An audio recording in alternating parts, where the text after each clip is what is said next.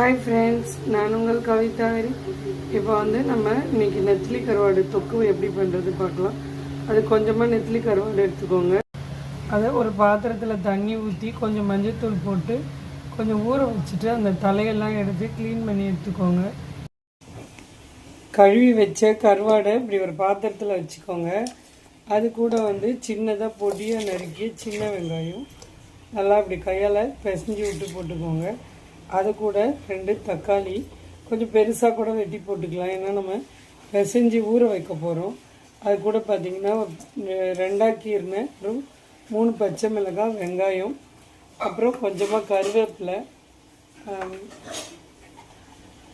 கொஞ்சம் மஞ்சத்தூள் சேர்த்துக்கலாம்.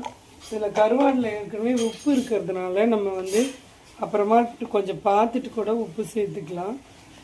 இப்போது கொஞ்சமாக மிளகாத்தூள் போட்டு இது எல்லாத்தையும் துளியோண்டு எண்ணெய் சேர்த்து, அந்த எண்ணெய் சேர்க்கறதுக்கு முன்னாடியே நல்லா பிசைஞ்சிட்டு ஊற வச்சுருங்க. நல்லா இந்த வெங்காயம், தக்காளி, கருவாடு எல்லாத்துலேயும் காரம் ஏறி இருக்கும்.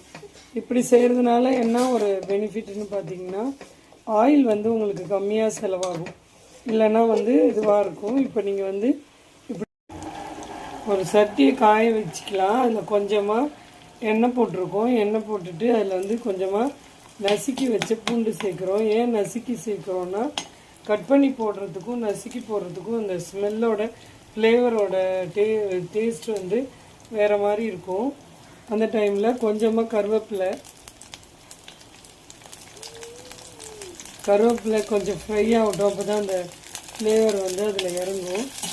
நீங்கள் பூண்டு அதிலே போட்டு பிசைஞ்சு வைக்கலாம். ஆனால் இந்த மாதிரி தாளிக்கும் போது இன்னும் கொஞ்சம் டேஸ்ட்டு நல்லா வரும். வேணா நீங்கள் 2லையும் கூட போட்டுக்கலாம். இந்த டைமில் நம்ம பிசைஞ்சு வச்ச கருவாடை சேர்க்குறோம். நிறைய எண்ணெய் கம்மியாக தான் இதுக்கு செலவாகும். இதை நல்லா கிளறி விட்டு ஒரு பிளேட் போட்டு மூடி வச்சுருங்க. இப்போ பாருங்கள், நல்லா நம்ம எவ்வளோ கம்மியாக தான் எண்ணெய் ஊற்றணும். இப்படி மூடி வச்சு சிம்மில் வச்சு பண்ணும்போது அது நல்லா எண்ணெய் விட்டுருக்கு. அதே நேரம் இங்கே பாருங்கள், அடியெலாம் பிடிக்கவே இல்லை. நல்லா தொக்கா சூப்பராக வந்திருக்கு. இந்த டைமில் நம்ம கொஞ்சமாக கருவேப்பிலை போட்டு இறக்கிட வேண்டியது தான். இன்றைக்கி நம்ம வீட்டில் பார்த்திங்கன்னா தக்காளி ரசம் பாருங்கள் எவ்வளோ சூப்பராக இருக்குது. அது கூட கருவாடு தொக்கு, அப்புறம் புடலங்காய் பொரியல். வாங்க சாப்பிட்லாம்.